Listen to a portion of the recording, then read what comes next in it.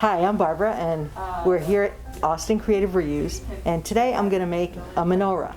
Hanukkah's coming up, and I was thinking about, I can't find my menorah anywhere at home, so I walked around the store and I thought, how can I make a menorah? So I went into the architecture area, and I just pulled out some things, just like some tile, some wood, and then lots of odds and ends.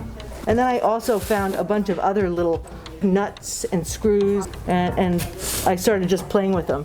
So we have 1, 2, 3, 4, 5, 6, 7, 8, and then the shamash is going to have to be higher. So I'll just take the hot glue gun and just keep building it up. And I'm just going to keep on playing with it and building it up. Here's some other really cool things.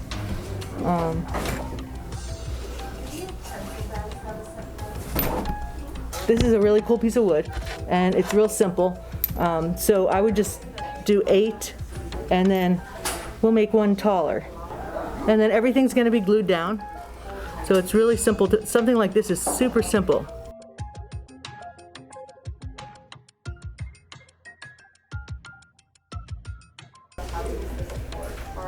And then put the candles in.